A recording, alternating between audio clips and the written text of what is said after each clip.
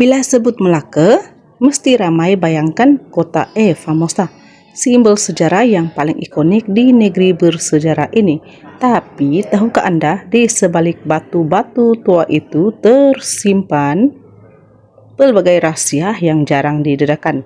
Jom terokai fakta-fakta menarik tentang kota Formosa yang ramai tidak tahu.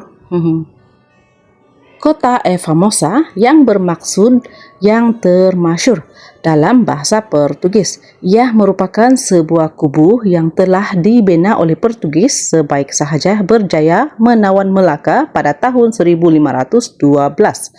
Formosa terletak di Bandar Hilir, Melaka, bersebelahan replika Istana Kesultanan Melaka di Gereja Saint Paul.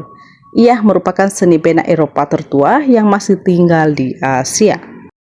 Dikatakan Portugis menggunakan buruh paksa untuk membina kota ini yang berfungsi sebagai kubu sementara bagi menangkis serangan daripada orang-orang Melayu. Dan untuk membaik pulih ataupun untuk membina kota ini, ia mengambil masa selama 5 bulan untuk dibina.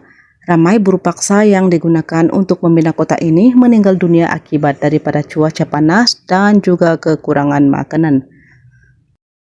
Menurut sumber, pembinaan kota Formosa atas arahan Alfonso de Alcorno menjadi lambang kepada penentangan penduduk Melaka pada ketika itu sehingga memaksa mereka membina kota pertahanan sebaik sahaja menguasai bandar Melaka.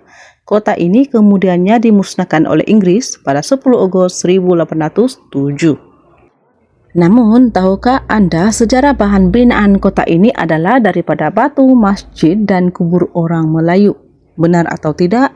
Mari kita terokai fakta-fakta dia. Baiklah, Bandar Melaka menyimpan banyak monumen bersejarah dan antara yang paling terkenal ialah Formosa dan Gereja Saint Paul yang terletak di Bukit Saint Paul. Kedua-dua tempat ini menjadi simbol penting peninggalan penjajahan Portugis dan Belanda di Melaka. Okey, sejarah Formosa. Formosa bermaksud yang terkenal dalam bahasa Portugis. Ialah kubu pertahanan yang dibina oleh Portugis pada tahun 1511 setelah mereka menaklukkan Melaka. Dikatakan kubu ini juga direka oleh arsitek Portugis Alfonso untuk melindungi Melaka daripada serangan pihak luar. Ia merupakan salah satu kubu tertua yang dibina oleh kuasa Eropa di Asia Tenggara. Pada asalnya, Formosa merupakan kompleks yang besar, lengkap dengan menara, pengawal, gereja dan juga kediaman. Namun, kebanyakan sebahagiannya telah dimusnahkan semasa penjajahan Belanda pada abad ke-17 dan kemudian oleh British pada abad ke-19. Apa yang kita lihat pada hari ini hanya gerbang pintu masuk kubu yang dikenali sebagai Porta de Santiago masih kekal dan menjadi tarikan utama. Gereja Saint Paul pula terletak di atas Bukit Saint Paul, sebelumnya dikenali sebagai Bukit Melaka. Ia dibina pada tahun 1521 oleh seorang kapten Portugis bernama Duarte Celo sebagai tanda terima kasih kepada Mary. Gereja ini asalnya dikenali sebagai Nossa Senhora de Acurincha dan berfungsi sebagai tempat ibadah untuk masyarakat Portugis. Ketika Belanda menakluki Melaka pada tahun 1641, gereja ini dinamakan semula sebagai Gereja Saint Paul dan digunakan untuk perkhidmatan agama Protestan. Selepas penjajahan British, gereja ini ditinggalkan dan kini hanya tinggal runtuhan. Batu nisan lama yang diukir dengan tulisan Portugis dan Belanda masih boleh dilihat di kawasan ini. Bukit ini juga merupakan tempat persemandian awal Saint Francis Xavier, seorang pendeta Kristian terkenal sebelum mayatnya dipindahkan ke Goa, India. Keseronokan sewaktu melawat di sini, yang pertama pemandangan menakjubkan dari Bukit Saint Paul. Anda boleh menikmati pemandangan Bandar Melaka yang indah, termasuk Selat Melaka yang bersejarah. Ia juga sejarah yang kita boleh dihayati. Melawat Formosa dan Gereja Saint Paul memberikan peluang untuk memahami sejarah penjajahan di Melaka. Pameran batu nisan dan runtuhan gereja membolehkan pengunjung menghayati seni bina dan kehidupan pada zaman dahulu. Untuk pengalaman fotografi pula, Porta de Santiago dengan seni bina uniknya menjadi lokasi populer untuk mengambil gambar. Bukit Saint Paul pula menawarkan latar belakang yang menarik untuk fotografi bersejarah. Bomba Melaka Perbandaran. Inilah kereta dulu-dulu bomba. Kita tunggu. Boleh baca di sini. 1939. Tahun dibekal 1939. Tahun dibina 37. Wow, 6 tan. Ini benar-benar kereta lama. Pembekal Dennis Torbeni dari England. Nampak ini masih jenama dulu-dulu. Macam ni. Tinun tu generator daun ako. Diyan tolak Oliver. Tahun dibekal 1940. Wow. Tarik binaan 1936. Berapa dekat sudah ini? Pokok dari yang itu. Apa lahir ya, Mak? Mama saya pun belum lahir, saya pun belum lahir. Nenek saya pun belum lahir. Yindi ako boy. Tahu gang Yindi 1936 aku lahir na Yindi. Lahir na no. Ya, mga 1950. Bikin nama dulu. Boleh abang saya simpan di YouTube ah? Boleh atas sini pun boleh. Oke. Karena kurang. Kamera. Ada pelbagai.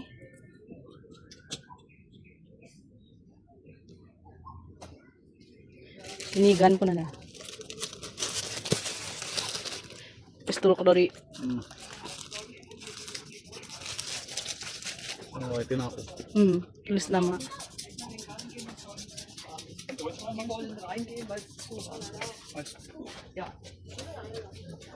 Kata cudai dojo, umiyage. Maraka umiyage.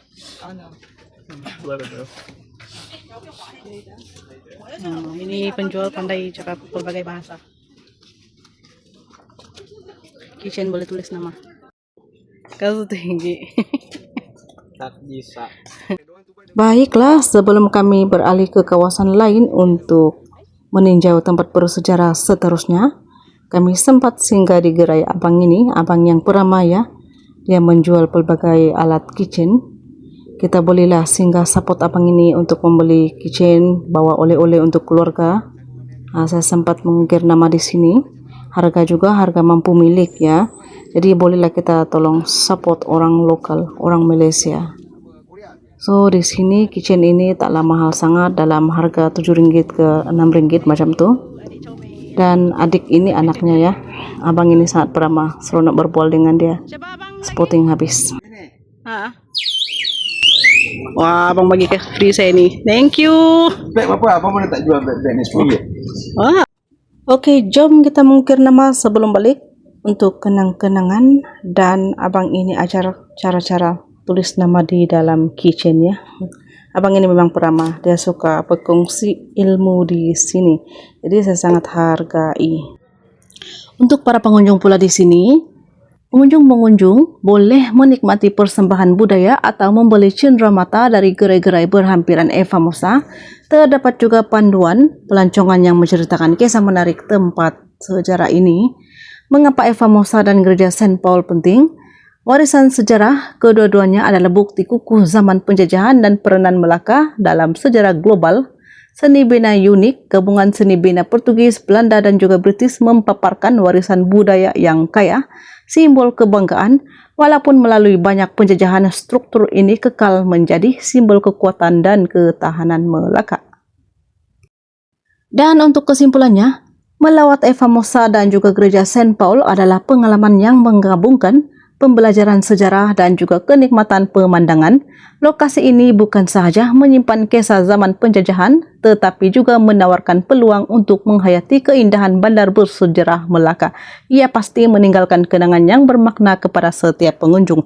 So, jangan lepaskan peluang ini. Datanglah beramai-ramai, bawa keluarga, anak-anak, siapa-siapa saja datang mengunjungi Melaka. Sedang meninjau, tengok kiri dan kanan, Tengok punya tengok, tiba-tiba kami ternampak kawan-kawannya. Kawan-kawan yang saya maksudkan ini berpakaian seragam. Ini adalah seragam askar dulu-dulu ya, komando dan juga sebagainya. Saya kurang tahu apa nama askar-askar ini. Namun mereka semua sini hebat-hebat. Yang pasti mereka ini, baju-baju mereka ini ada dalam sejarah Melaka. Adik saya sempat berkomunikasi, sempat bercerita sebab adik saya ini sebahagian daripada mereka. Ya, tapi tidak bolehlah ceritakan adik saya ini apa. Dan kita saksikan apa yang berlaku seterusnya. Adik saya dapat pingat. Kenapa apa yang berlaku? Sebab adik saya ini memang spesial. Dan saya sangat gembira karena sempat merekam momen indah ini. Dan juga saya berasa bangga dengan adik dan juga abang-abang di sini ya. Terima kasih untuk berkhidmat di negara ataupun di Melaka. Di sini kita boleh melihat seragam askar zaman dahulu. Ada berselor pendek, ada yang berseragam penuh, ada bertopi biru, pink, dan ada yang bertopi macam bomba. Tapi ini adalah askar zaman dahulu, zaman penjajahan British ya. Untuk momen yang indah ini, saya tidak melepaskan peluang untuk bergambar bersama-sama mereka, supaya ia menjadi kenangan yang paling terindah untuk saya di Melaka. Dan ini adalah bintang tanda penghargaan kepada adik saya, disaksikan di gereja Christ Church Melaka. Di depan saya ini adalah Christ Church Melaka, adalah gereja Protestan yang berfungsi tertua di Malaysia. Gereja ini siap dibina pada tahun 1753 dan merupakan simbol bagi penaklukan Belanda ke atas Melaka pada tahun 1641. Gereja ini didirikan pada abad ke-18 oleh pemerintah Belanda dan merupakan salah satu gereja paling tertua di Malaysia. Awalnya gereja ini dinamakan Gereja Reformasi Belanda sebelum akhirnya setelah Melaka dikuasai oleh Inggris pada tahun 1824 dan berganti nama menjadi Christ Church Melaka. Dikatakan awalnya cat gereja ini berwarna putih, namun ia diubah menjadi warna merah, dan skema warna merah ini juga telah menjadi ciri khas bangunan zaman Belanda di Melaka dan juga memberikan identiti yang kuat bagi gereja Kristus di Melaka hingga kini. Meskipun gereja ini terbuka untuk para pelancong ataupun umum, terdapat jam atau khusus ketika berdoa atau melakukan penyembahan di dalam gereja ini. Namun, para pengunjung bebas untuk menjelajahi ruangan gereja dan juga mengambil foto di dalamnya tanpa dikenakan sebarang bayaran. Meskipun mengalami beberapa perubahan selama berabad-abad, Gereja Kristus tetap menjadi salah satu peninggalan bersejarah yang penting di Melaka. Di sekitar Christ Church terdapat banyak aktiviti yang boleh dinikmati oleh para pengunjung, terutamanya para penarik becak dengan hiasan-hiasan yang unik. Mereka sering berkumpul di depan gereja dan menawarkan pengalaman untuk mengelilingi kota Melaka dengan bayaran yang ditetapkan. Bagi pelancong yang baru pertama kali datang mengunjungi kota Melaka ataupun pertama kali mengunjungi Christ Church Melaka, berjalan kaki merupakan pilihan yang terbaik. Kerana lokasinya yang strategik di tengah-tengah pusat Chinatown, Melaka membuatnya gereja ini senang dilihat dari tempat jauh. Selain itu, dengan berjalan kaki, para pengunjung dapat juga menikmati pemandangan sekitar pemandangan yang lain dan juga boleh menangkap gambar-gambar yang berharga. Selain melihat pemandangan gereja, di sini juga kita boleh melihat pemandangan sungai yang indah. Dan yang paling penting, jika Anda berasa lapar, di sini terdapat juga pelbagai gerai-gerai makanan. Namun saya memilih untuk menikmati durian cendol ataupun cendol durian di tepi sungai Melaka. Harga juga harga mampu milik, sungguh sedap. Oke, mari kita order. Jangan tunggu lama-lama.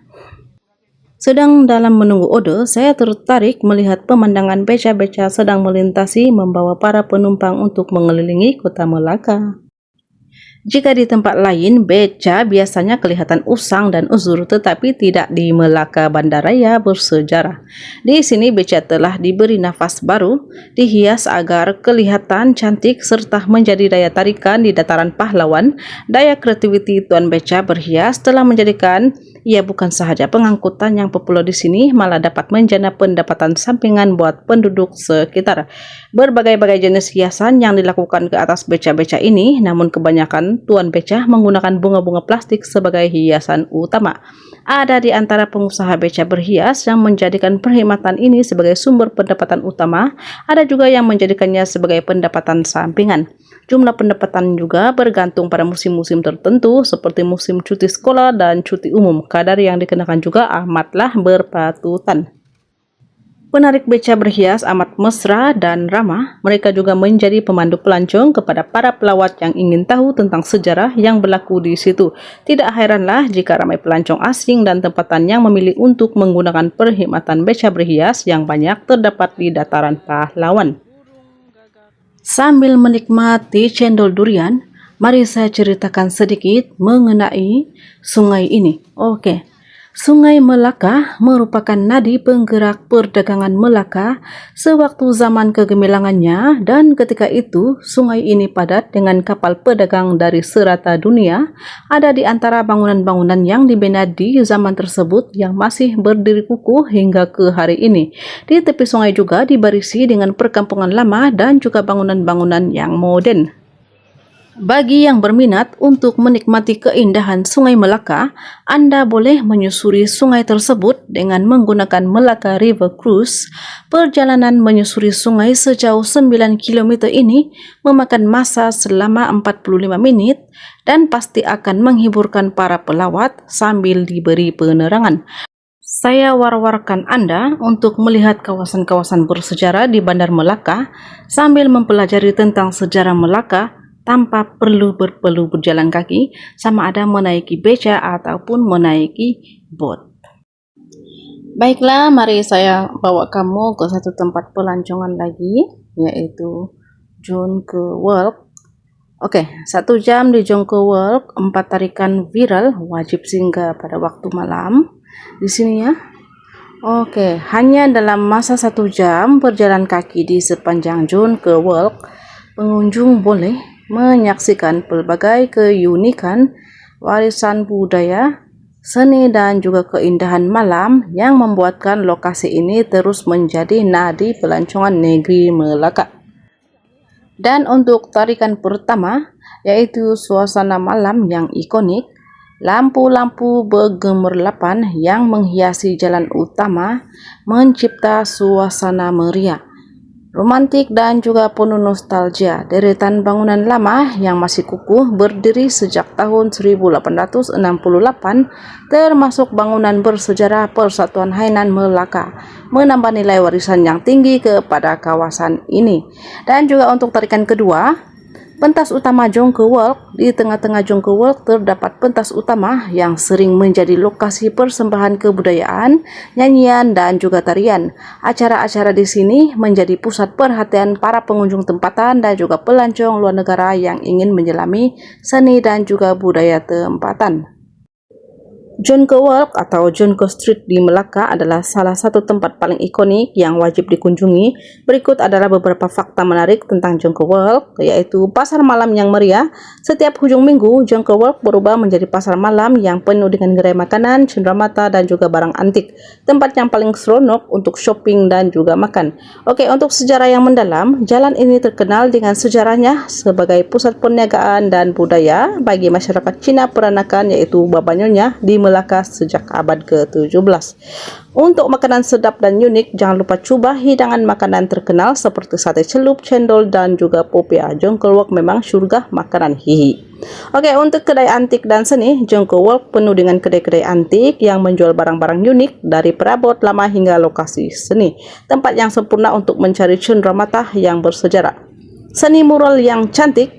Untuk dinding-dinding di sekitar Jonquewalk Street ini dihiasi dengan mural-mural berwarna-warni yang menggambarkan kehidupan dan juga budaya Melaka.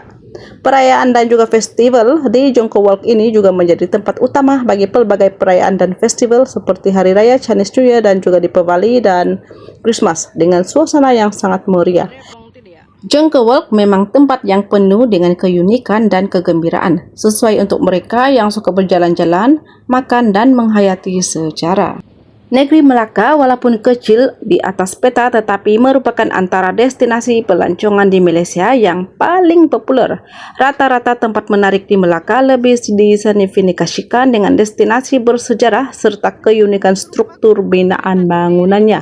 Hari ini kita lihat semua destinasi percutian populer seperti penginapan, tempat shopping, hiburan keluarga, tempat makan, medan ikan bakar dan sebagainya yang boleh Anda lawati kalau Anda merancang bercuti di Melaka, negeri yang bersejarah. Dan ini adalah antara part yang paling saya suka, yaitu Museum Samudra atau juga dikenali sebagai Museum Maritim. Ini merupakan replika kapal milik Empayar Portugis yang digunakan oleh Alfonso untuk menawan Melaka pada tahun 1511. Begitu uniknya museum ini, di mana Anda boleh masuk sendiri ke dalamnya untuk melihat pameran sejarah berkaitan sejarah maritim dan juga penjajahan di Melaka pada zaman dahulu. Tersergam indah di Jalan Merdeka, museum ini boleh dikunjungi setiap hari dengan bayaran masuk RM5 untuk dewasa dan juga bayaran RM3 untuk kanak-kanak. So, Anda boleh masuk di sini dan boleh memantau keindahan sejarah di dalam kapal tersebut. Museum Samudra, ia bertujuan untuk menggambarkan tentang peranan negara Malaysia dalam sejarahnya sebagai pusat perdagangan masa lampau melalui Kesultanan Melayu Melaka dan perkembangan kegiatan maritim serantau sepanjang zaman Kesultanan tersebut serta penjajahan Portugis, Belanda, Inggris, dan Jepun di Tanah Melayu. Bercakap mengenai tempat membeli belah di Melaka, pilihan destinasinya memanglah tidak sebanyak di Kuala Lumpur ataupun di negeri-negeri lain. Namun, sekiranya Anda ingin mencuci mata dan juga membeli barangan harian, pakaian ataupun cenderawati sebagai oleh-oleh, bolehlah berkunjung ke salah satu gerai ini. Destinasi di bawah ini ataupun destinasi yang saya sebutkan ini memang sesuai untuk dilawati sebagai pelengkap percutian di Melaka. Dan juga gerai ini disebut oleh-oleh Melaka. Tempat membeli ala pasar yang sesuai untuk mencari barangan cenderawati, barangan antik dan juga kraft tangan. Banyak gerai dibuka di sepanjang jalan dan kebiasaannya ditutup lewat malam pada hujung minggu. Boleh dikira satu destinasi yang ideal untuk Anda luangkan masa cuci-cuci mata di sini pada waktu petang sehingga malam, terutamanya di pasar malam pada hari Jumaat, Sabtu. Dari dahulu sampai sekarang memang banyak pembangunan di sekelilingnya yang kini banyak tumbuhnya shoplot, kedai barangan antik dan juga restoran-restoran. Oke, bagi penggemar dodol Melaka, dodol ini harus Anda beli dan wajib Anda beli setiap seorang ya sebelum balik di negeri masing-masing. Sebab dodol ini adalah paling sedap dan paling laku keras di sini. Harga juga harga mampu milik, rasa yang sedap, tak rugi membeli. Anda rugi jika sekiranya Anda melancong namun tidak mencoba sesuatu yang baru. Oke, baiklah, di sini saya ingin mewar-warkan dengan Anda mencoba sesuatu yang baru, yaitu menaiki Menara Taming Sari dari ketinggian 80 meter dan juga pemandangan sejauh 5 km. Pelawat juga dapat menyaksikan banyak tempat menarik yang bersejarah seperti Selat Melaka, Kompleks TUDM dan sebagainya. Untuk tempo perjalanan pula adalah 7 menit dan kapasiti penumpangnya adalah 80 orang. Ketinggiannya ialah 110 meter, pastinya dengan keindahan Selat Melaka yang luas serta pemandangan dan pembangunan yang pelbagai. Lawatan mereka tidak akan mudah dilupakan serta meninggalkan kenangan. Menara Taming Sari yang unik ini pastinya satu tarikan yang tidak boleh Anda lepaskan ya. Jika Anda berminat untuk menaiki Menara Taming Sari, Anda bolehlah membeli tiket di sini dan untuk waktu operasi bermula daripada 10 pagi hingga 11 malam dan untuk harga tiket dewasa untuk warga negara bermula daripada RM17, bagi kanak-kanak warga negara bermula daripada RM11.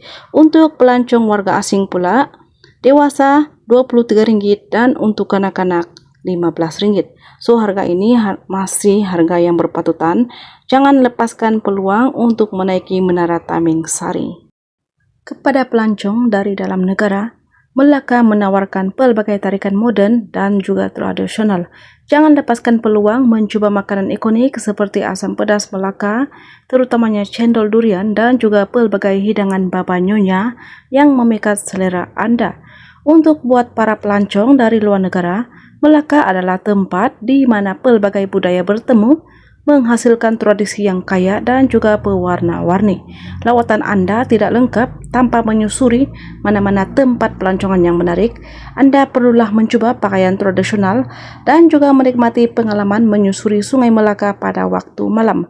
Kami mengalu-alukan kedatangan Anda dengan penuh mesra dan berharap percutian ini memberi kenangan yang tidak akan dilupakan. So, nikmatilah setiap detik dan jangan lupa menjaga kebersihan serta keindahan negeri ini. Selamat bercuti dan semoga perjalanan Anda ke Melaka menjadi satu pengalaman yang bermakna, juga bermakna buat saya.